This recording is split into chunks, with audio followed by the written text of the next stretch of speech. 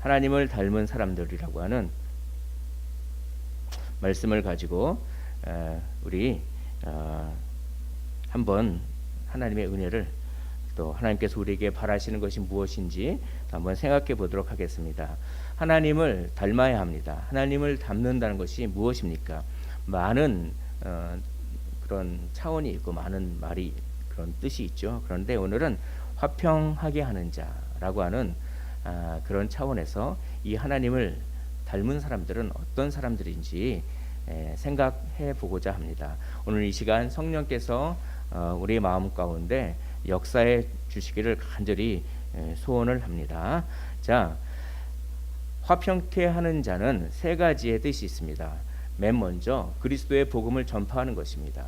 주 예수 그리스도의 복음을 전파하는 것만큼 화평하게 하는 일이, 그것만큼 더 위대한 일이 없죠. 그리스도의 복음을 전파하는 것이야말로 가장 큰 화평을 이루는 것입니다. 왜냐하면 그리스도의 복음은 죄를 제거해서 하나님과 인간 사이를, 관계를 회복하기 때문에 그렇습니다. 죄가 제거돼서 하나님과 인간 사이의 관계가 회복되면 그것을 통해서 인간과 인간 사이의 관계가 회복되기 때문에 궁극적으로는 복음을 전파하는 것이 화평케 하는 자의 직분입니다. 에베소서 2장 14절에 그는 우리의 화평이신지라 둘로 하나를 만드사 원수된 것 곧 중간에 막힌 담을 자기 육체로 허시고, 그는 우리의 화평이십니다. 자기의 육체로 말미암아 우리의 모든 관계에 막힌 것, 하나님과의 관계에 막힌 것, 사람들과의 관계에 막힌 것을 그거는 육체로 본인이 찢어지심으로 말미암아 그렇게 화평을 이루셨습니다. 그것을 전하는 것이 바로 화평케 하는 자입니다. 그러나 화평케 하는 것은 조금 더 넓은 의미가 여기 있습니다. 카스는 이렇게 얘기합니다. 갈등을 완화하기 위해서 노력하는 것입니다. 해결책을 강구하는 것입니다.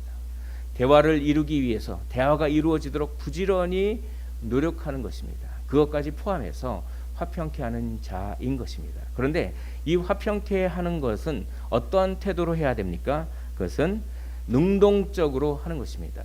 단지 평화주의자가 아닙니다. 평화를 위해서라면 어떤 것도 감수하겠다라고 하는 것은 사실 성경적이지 않죠. 그러니까 여기 말하는 평화는 단지 두통거리가 없는 것, 문제거리가 없는 것, 그냥 상황이 아무 일도 안 일어났으면 좋겠다라고 하는 그런 평화주의적인 의미가 아니라 평화를 능동적으로 만드는 그런 사람입니다. 피스키퍼가 아니라 피스메이커죠. 평화 유지가 아니라 평화를 능동적으로 만드는 사람인 것입니다. 왜 그렇게 평화를 능동적으로 만들어야 되나요? 왜냐하면 공중 권세를 잡고 있는 사탄은 분열의 영이기 때문에 그렇습니다. 그래서 늘 사탄은 우리 마음 가운데 전쟁을 일으키는 마음을 줍니다. 그것이 내게 공평한가? 내가 지금 당하고 있는 것이 내게 공평한가? 나는 제대로 내 몫을 받고 있는가?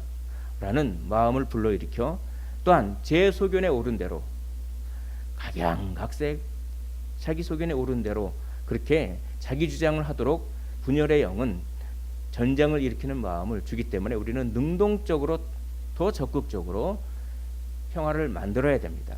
그래서 성령께서 오순절에 임하셨을 때 맨 먼저 일어난 현상은 방언입니다.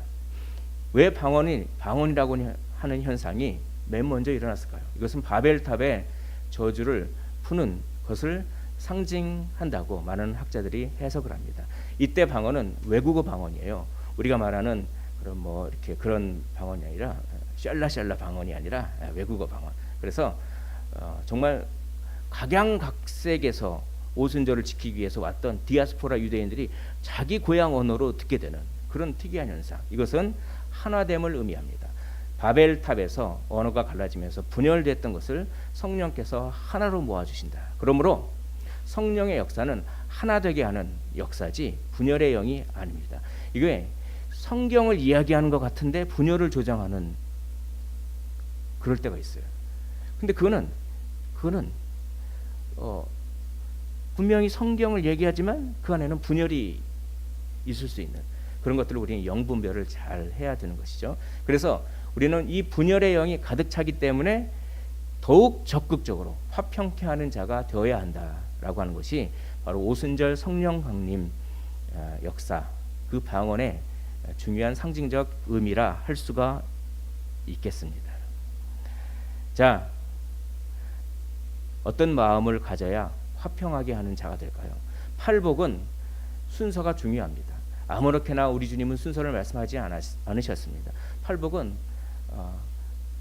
그 순서의 의미가 있는데 첫 번째 복과 다섯 번째 복이 연관되고, 그러니까 네 번째 복을 중심으로 대칭 구조라고 했죠. 두 번째 복과 여섯 번째 복, 세 번째 복과 일곱 번째 복이 그렇게 연결됩니다. 이것은 제가 팔복을 처음 말씀드릴 때 이렇게 말씀드렸어요. 그래서 화평케 하는 자는 세 가지 마음을 품습니다. 먼저 온유한 마음이 있습니다. 온유는 무엇입니까? 자기에 대한 올바른 견해를 말합니다. 또 화평케 하는 자는 긍휼의 마음, 그렇죠? 긍휼과 마음이 청결한 것과 그 다음에 화평한 자가 나오죠. 그러니까 그리고 세 번째 복과 일곱 번째 복이 이렇게 쌍을 이루죠. 그런 것들을 염두에 두시면 좋겠습니다. 타인에 대해서 불쌍히 여기는 마음이 있어야 화평하게 됩니다.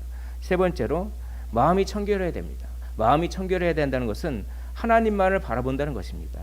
다른 데 눈을 돌리지 않고 한눈 팔지 않고 일편단심입니다. 이 세 가지 마음이 합쳐지면 자기에 대해서 올바른 견해를 가지고 다른 사람에 대해서도 불쌍히 여기는 마음을 가지고 일편단심 하나님을 바라보기 때문에 상황에 좌우되지 않는 마음이 생기면서 이 세 가지 마음이 종합되면서 어떻게 됩니까? 자기를 감싸는 마음이 없어집니다. 절대 중립의 마음이 생기는 것이죠. 절대 중립의 마음이 생기는 사람이야말로 화평케 하는 것입니다. 왜냐하면 절대 중립적 위치에 있어야 쌍방을 화해시킬 수가 있기 때문입니다.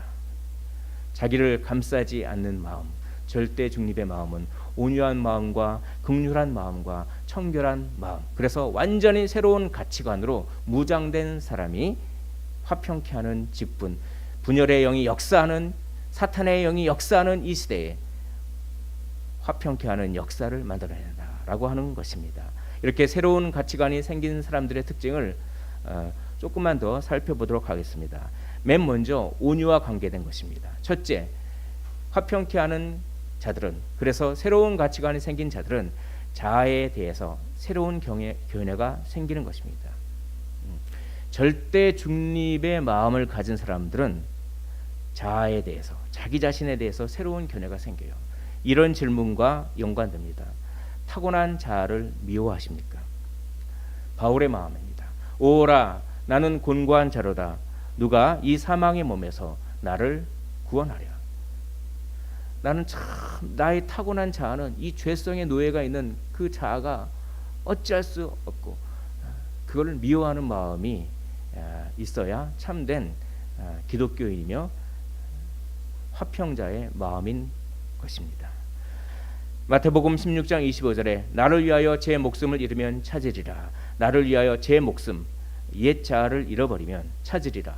새로운 자아를 찾으리라 라고 우리는 이것을 이렇게 적용할 수가 있습니다. 여러분, 타고난 자아를 거부하십시오. 이기적으로 행동하려고 하는 마음을 강하게 대적하십시오. 마귀를 대적하라. 그러면 그가 너를 떠날 것이라고 분명히 말씀에서 약속하셨습니다. 기독교인은 그 속에 두 사람이 있습니다. 곧 옛사람, 옛 자아와 새 사람, 새 자아가 있습니다. 기독교인은 옛 자아를 미워하여서 그에게 가만히 있어 이렇게 대적하는 거예요.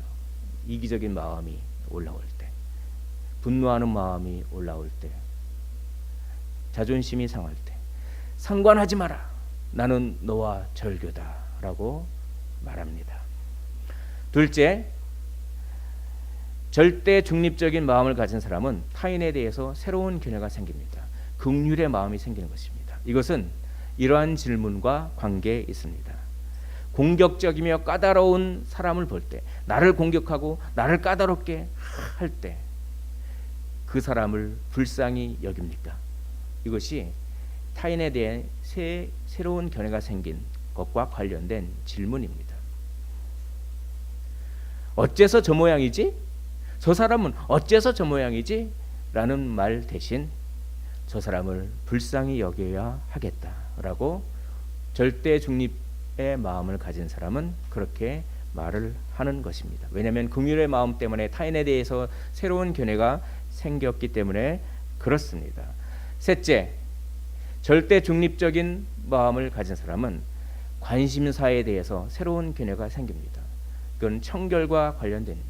청결, 마음이 청결하다는 것은 일편단심, 오직 관심사가 하나님의 영광인 것입니다. 그래야만 절대 중립적인 마음을 가질 수가 있기 때문에 그렇습니다. 사람에게 관심을 보이고 사람에게 잘 보이려고 하면 그 사람이 올무가 됩니다.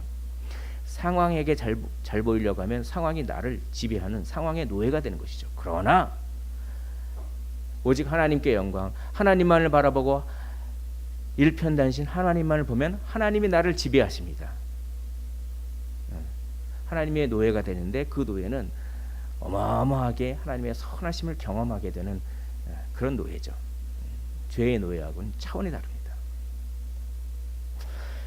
이것과 관련된 질문은 이것입니다. 지금 현재 여러분들의 가장 중요한 관심사는 무엇입니까? 이 질문을 바꿔서 하겠습니다. 현재 이것이 없어지면 내 존재가 와르르르 무너져 버리는 그 대상은 무엇입니까? 말로는 하나님이라고 할 수 있지만 칭찬과 인정을 못 받을 때 와르르 무너진다면 그것은 관심사가 사실 딴 데 있는 거죠. 말로는 하나님이라고 하면서 실제로는 물질과 명예라면, 그래서 물질과 명예가 없어질 때 내 존재가 와르르르 무너져 버리는 것 같다면 실제로는 가장 중요한 관심사가 그것이 아니겠습니까? 라고 팀 켈러는 설교합니다.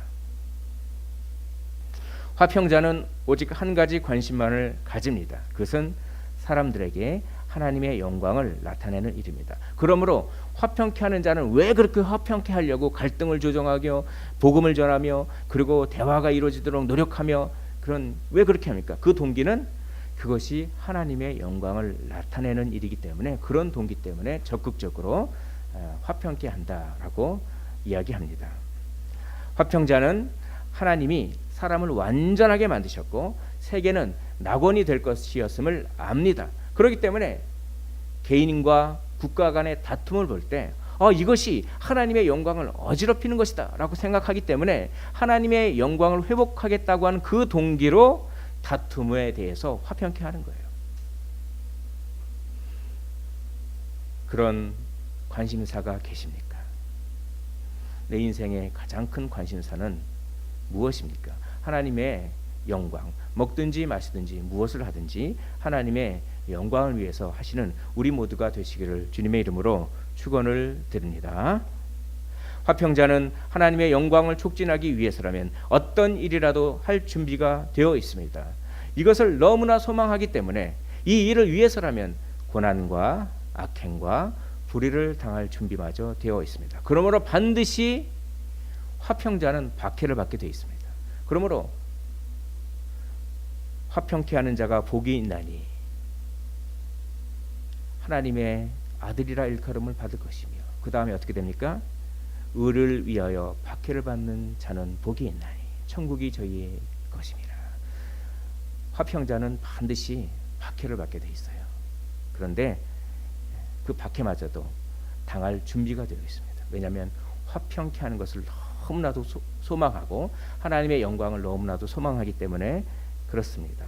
자, 이것은 이론입니다. 자, 이론을 정리해 볼까요? 화평케 하는 사람들의 마음은 어떤 마음입니까?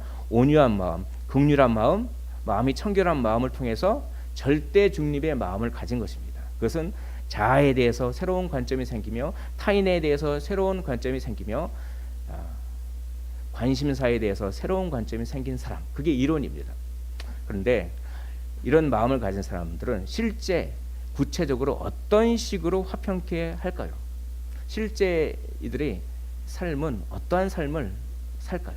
이러한 마음을 가진 사람들은 어떠한 삶을 살까요? 거꾸로 내가 지금 제가 말씀드리는 것에 비교해서 그렇지 못하다면 그것은 마음의 문제인 것입니다. 긍휼의 문제, 온유의 문제, 청결의 문제인 것입니다. 자, 화평케 하는 자들의 실제 삶을 한번 보겠습니다. 첫째, 입을 제어할 줄 압니다. 절대 중립의 마음을 가진 사람들은 때를 분별합니다. 이것이 말하면 안 될 때를 아는 것이죠. 그렇다고 입을 제어한다고 해서 아무 말도 하지 않으라는 얘기는 아니죠. 하나님께서 열어주실 때 하는 것입니다. 그때까지는 기다릴 줄 아는 사람이 절대 중립의 마음을 가진 화평케 하는 사람이죠. 야고보는 이렇게 얘기합니다. 야고보서 1장 19절 우리 화면 보면서 한번 읽어볼까요? 자, 시작. 사람마다 듣기는 속히 하고 말하기는 더디하며 성내기도 더디하라. 말을 아예 하지 말라고 하지 않았습니다. 어떤 속도의 개념이 여기 있습니다. 듣기는 속히 하십시오. 말하기는 더디하시고, 말하기와 화내는 것이 연결되어 있습니다. 말 때문에 화가 얼마나 많이 납니까? 말하기는 더디하고 성내기도 더디하라. 특히 대꾸하려는 유혹이 있을 때, 악담을 옮기려는 유혹이 있을 때, 그리고 이 말은 꼭 해줘야겠다고 하는 마음이 강하게 일 때, 저 사람을 위해서라도 이 말은 꼭 해줘야 될 것이라는 마음이 강하게 들 때 더디하십시오. 화평자는 말을 먼저 하는 것이 아니라 기도를 먼저 합니다. 그래서 이것이 내가 하는 것이 이 말의 옳고 그름을 떠나서 이것이 하나님이 원하시는 것인지 안 하는 것인지를 기도하면서 분별하고, 특별히 아무리 옳은 말이지만 그 말이 자연스럽게 열릴 때까지 기다립니다. 만약 그 말이 자연스럽게 열리지가 않는다면 그 말을 하지 않겠다고 결단하는 사람이 절대 중립의 마음을 가진 입을 제어한 화평자의 마음입니다. 왜냐하면 진정한 화평은 하나님만이 이루며, 진정한 사람의 변화는 하나님만이 변화시킨다는 것을 인정하는 사람이기 때문에 그렇습니다. 사랑은 오래 참고 라고 하는 이 고린도전서 13장의 말씀은 바로 입을 제어하는 것과 아주 밀접한 연관이 있습니다. 신앙의 위대한 선배들은, 위대한 영적 지도자들은 나는 하나님께서 자연스럽게 어떤 상황을 열어주셔서 그 말을 하게끔 인도하시지 않는다면 나는 그 말을 하지 않겠습니다 라고 설교했습니다. 화평자는 말하고 싶은 충동을 자주 느끼지만 화평을 위해 말하지 않습니다. 평화를 이루는 첫걸음의 하나는 무엇입니까? 말하지 아니할 때가 언제인가를 아는 것입니다. 둘째, 절대 중립의 마음을 가진 사람들은 해석이 바뀝니다. 생각이 바뀝니다. 복음의 빛에 비추어 해석합니다. 그것은 나만이 아니다. 이게 참 중요해요. 지금 이 문제에 개입된 것은 나만이 아니다. 내가 어떤 갈등 상황에 있으면 이것은 나만의 문제가 아닌 것입니다. 나를 사랑하는 사람들의 문제가 되기도 하고, 그리고 이것은 내가 속해 있는 교회의 문제가 되기도 하고, 이것은 내가 믿는 복음의 문제가 되기도 하는 것입니다. 그러므로 이것은 나만의 것이 아닙니다. 내가 이 갈등 상황에서 어떻게 행동하느냐는 단지 나에게만 영향을 끼치는 것이 아니라 내가 믿는 복음에도 영향을 끼치고, 내가 사랑하는 가족과 사람에게도 영향을 끼치며, 내가 속해 있는 교회에도 영향을 끼친다라고 생각할 줄 아는 사람입니다. 이 문제에 개입된 것은 나만이 아니다. 복음의 명분은 어떻게 되는 건가? 교회는 어떻게 되는 건가? 여기에 종속된 사람들은 어떻게 되는 건가? 이렇게 생각하는 순간 여러분은 화평을 만들기 시작하는 셈입니다. 시야가 넓어지는 것이죠. 그래서 좀 극단적인 행동을 하려고 할 때 당신만 생각하지 마십시오. 당신을 사랑하는 가족도 생각하십시오 라고 그런 말을 많이 들어보지 않습니까? 시야가 넓어지는 것이죠. 시야가 넓어야 화평할 수 있지 않겠습니까? 고린도전서 13장에 바울은 얘기합니다. 내가 어릴 때는 어린 생각을 했고 내가 판단하는 것도 그랬고 그렇지만 이제 내가 장성한 이후로는 어린아이의 일을 버렸노라. 어린아이의 특징은 무엇입니까? 시야가 좁아요. 나만 생각합니다. 내 거야. 이거 내 거야. 이거 내 거야. 나한테 왜 이래? 나한테 왜 이래? 나한테 왜 이래? 그러나 점점 자랄수록 시야가 넓어지는 것이죠. 그게 화평자의 해석입니다. 또한 화평자의 해석은 영적인 눈을 가지는 것입니다. 나는 그것이 그의 속에 있는 마귀인 것을 볼 수 있다. 나는 그를 불쌍히 여겨 하나님께서 그를 구원하시고 그가 사탄에게 속고 있음을 알게 해달라고 기도해야 한다라고 생각합니다. 죄와 죄인을 분리합니다. 모든 것들을 영적인 눈으로 해석하게 되는 것이죠. 우리들이 싸울 것은 혈기 아니요 우리들이 싸울 것은 육체 아니요 마귀 권세에 맞서 싸워 깨쳐버리고 죽을 영혼 살릴 것일세 라고 하는 찬양은 바로 화평자가 하는 찬양인 것입니다. 셋째, 표현합니다. 말로 표현하고 행동으로 표현하는데 특별히 사람들이 다가오도록 표현하는 것이에요. 이것이 중요합니다. 어떤 사람은 나는 화평하게 하는 일을 한다고 부지런히 적극적으로 하는데 그 사람이 일을 하면 할수록 다른 사람들이 그 사람이 열심을 내면 낼수록 다른 사람들이 상처받는 거예요. 그것은 화평자의 표현이 아닙니다. 이기심 없이 사랑스럽게 권위를 세우지 않도록 노력하라고 로이드 존슨은 설교합니다. 따라해 볼까요? 이기심 없이 사랑스럽게 권위를 세우지 않도록. 시작. 이기심 없이 사랑스럽게 권위를 세우지 않도록. 표현을 하더라도 이기심 없이 아주 사랑스럽게 그리고 권위를 세우지 않게 표현하는 것입니다. 그러면 사람들이 다가와요. 떠나지 않습니다. 어떤 사람은 열심히 하기 때문에 사람들이 떠나요. 그러나 어떤 사람은 열심히 하기 때문에 사람들이 모여듭니다.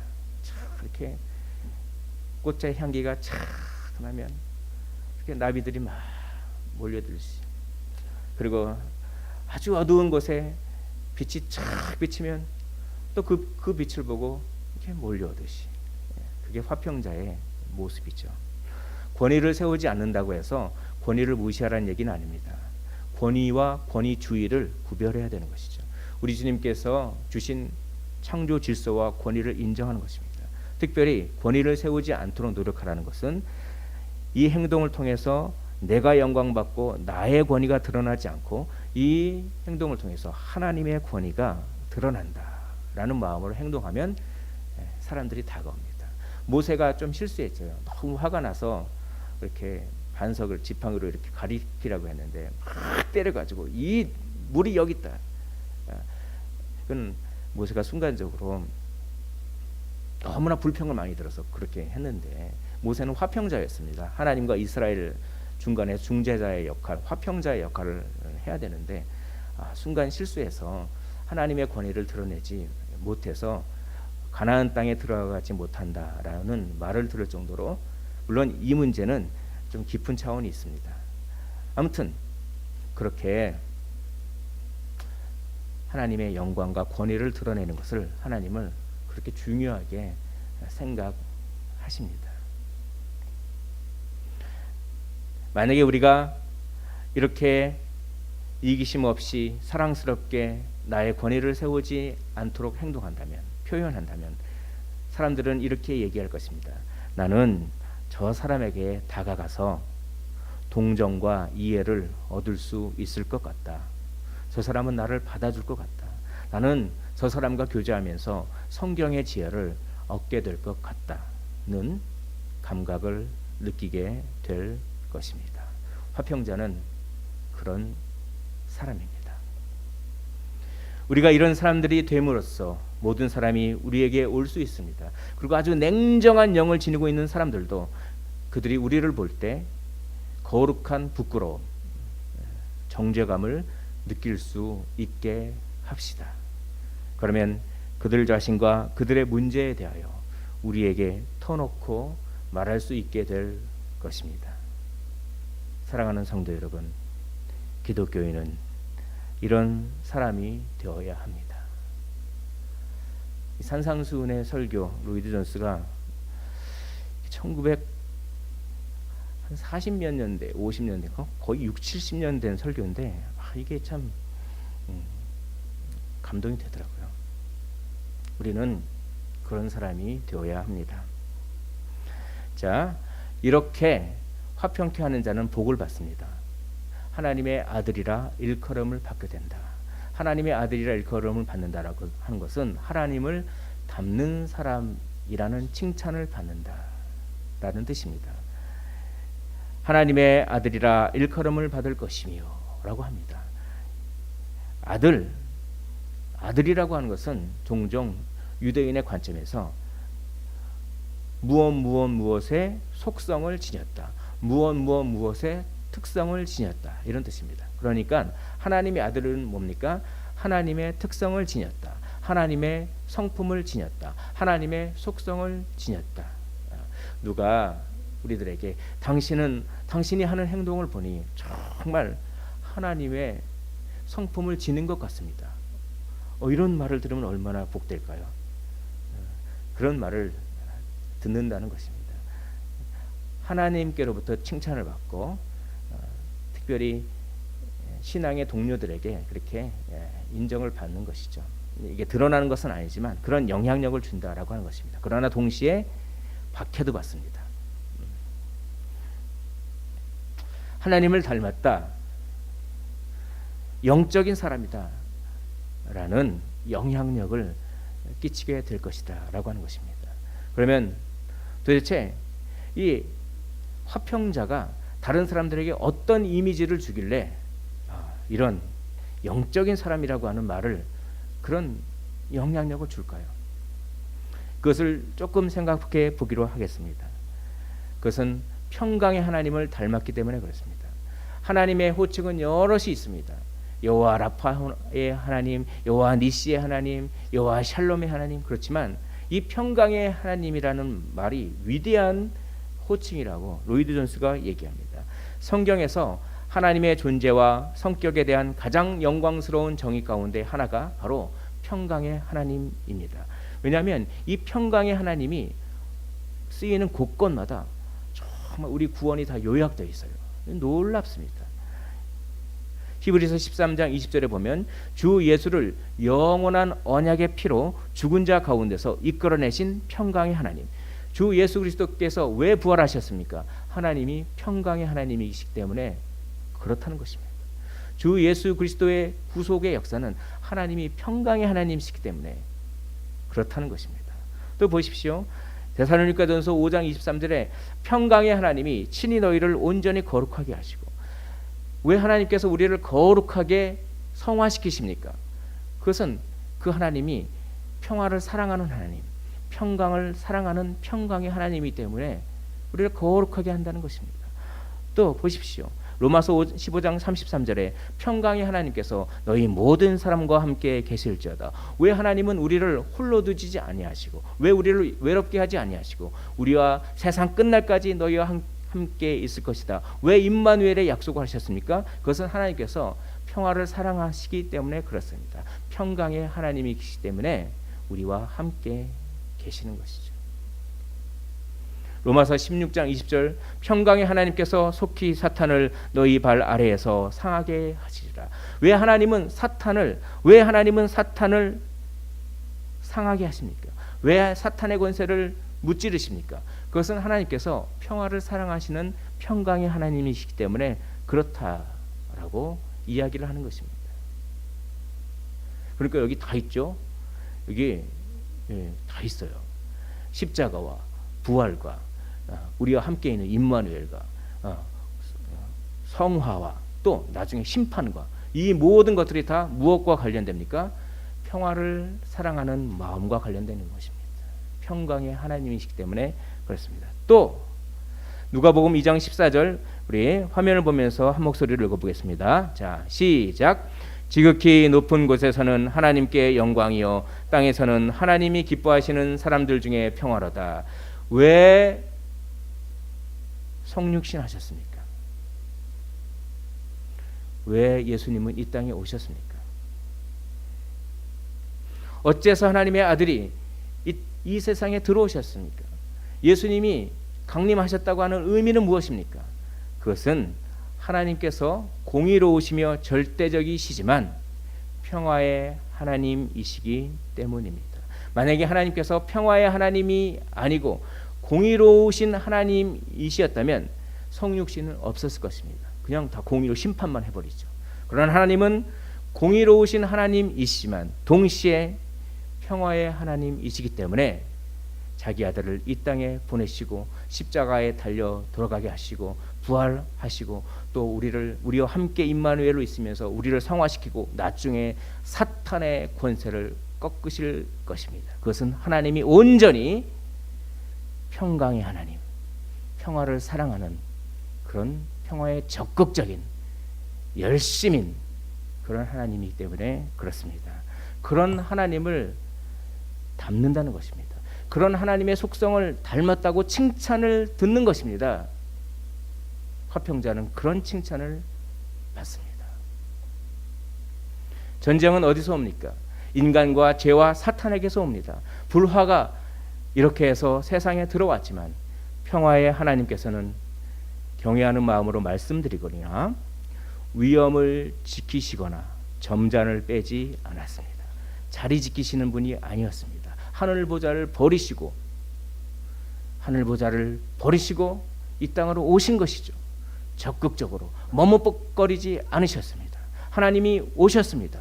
그래서 무언가 먼저 하셨습니다. 사랑하는 성도 여러분, 평강의 하나님은 무언가 먼저 하시는 분이에요. 그런 열심이 있으신 분입니다. 점잔을 빼지 않은 분입니다. 자리 지키느라고 연연한 분이 아닙니다. 평화를 위해서 적극적으로 무언가 먼저 하신, 먼저 손을 내미시는 그런 분입니다. 사랑은 여기 있으니 우리가 하나님을 사랑한 것이 아니요 하나님이 우리를 사랑하사 우리 죄를 속하기 위하여 화목제물로 그 아들을 보내셨습니다. 사랑은 여기 있습니다. 우리가 먼저 하나님을 사랑한 것이 아닙니다. 먼저 하나님이 우리를 사랑했습니다. 그래서 우리의 죄를 속하기 위하여, 우리의 죄를 용서하기 위하여 평화의 제물, 화목제물, 화목케 하는 평화의 제물로 그 아들을 보내셨습니다. 먼저 하나님이 우리를 사랑했습니다. 그러므로 하나님이 이같이 우리를 사랑하셨은즉 우리도 서로 사랑하는 것이 마땅하도다. 자리만을 지키시지 않는 하나님, 거룩한 열심, 먼저 손을 내미는 열심, 이 열심을 닮았다라는 칭찬을 받는 것입니다. 먼저 손을 내미는 그 열심이죠. 내가 먼저 손 내밀지 못하고, 내가 먼저 용서하지 못하고, 내가 먼저 웃음 주지 못하고 이렇게 머뭇거리고 있네. 그가 먼저 섬겨주기를 원했고, 그가 먼저 이해하기를 원했고, 그가 먼저 높여주길 원했네. 나는 어찌된 사람인가? 오 추악한 나의 욕심이여, 오 서글픈 나의 자존심이여. 이 찬양을 지은 그 찬양 사역자가 자기의 경험을 담아서 이렇게 찬양 가사를 지었다고 합니다. 자존심 때문에 먼저 손을 못 내밀고 있었는데 상대방이 먼저 손을 내밀었을 때, 오 서글픈 나의 자존심이요 라고 이렇게 찬양 가사를 지었다고 하는데, 정말 이것은 저의 모습이 아닐까 이런 생각을 많이 했습니다. 화평자는 머뭇거리지 않습니다. 화평자는 먼저 손을 내밉니다. 화평자는 먼저 용서하고, 화평자는 먼저 웃음을 주며, 화평자는 먼저 섬겨주며, 화평자는 먼저 이해하며, 화평자는 먼저 높여줍니다. 그런 화평자의 모습을 아름답다고 표현합니다. 그렇게 아름답기 때문에, 그런 아름다움의 이미지를 주기 때문에 화평자는 그런 선한 영향력을 주는 것이죠. 이사야 52장 7절의 말씀에 좋은 소식을 전하며 평화를 공포하며 복된 좋은 소식을 가져오며 구원을 공포하며 시온을 향하여 이르기를 내 하나님이 통치하신다 하는 자의 산을 넘는 발이 어찌 그리 아름다운가. 화평자의 모습을, 그 사람들이 샌들 신고 있었거든요. 그 중동이 샌들이에요. 그래서 가장 몸에서 더러운 곳이 발이라고 합니다. 그래서 그 발을 누가 신나요? 노예가 신잖아요. 그래서 세례 요한이 예수님 보고 나는 당신의 신발끈을 감당도 못하겠습니다. 나는 당신의 노예만도 못합니다. 이런 얘기예요. 그러니까 발이 가장 더러워요. 그런데 그 복음을 들고 험한 산을 넘는 발이 얼마나 그리 아름다운가. 얼마나 그리 아름다운가. 사람은 외모를 보거니와 나는 중심을 본다라고 하는 하나님의 말씀을 저는 이렇게 한번 이렇게 표현을 해봤습니다. 사람은 얼굴을 보거니와 하나님은 발을 보십니다. 얼마나 많은 그 성형수술 그런 게 많이 있습니까? 사람은 얼굴을 봅니다. 그러나 하나님은 발을 보시죠.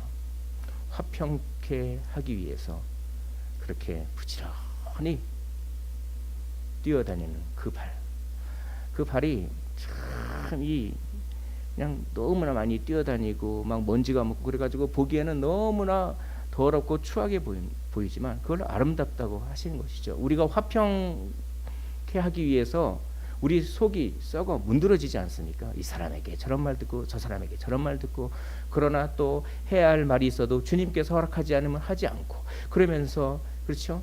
예. 화평자는 더러운 발보다 속이 더 썩어 들어간 사람이지만 그 사람에 대해서 하나님은 말씀하시는 것이죠. 네가 속이 그렇게 썩어 문드러졌느냐? 정말 아름답도다. 아름답도다. 평화의 복음을 전하기 위하여 험한 산을 넘는 그 발이여 라고 말씀을 하시는 것이죠. 하나님이 그런 위로를 주십니다.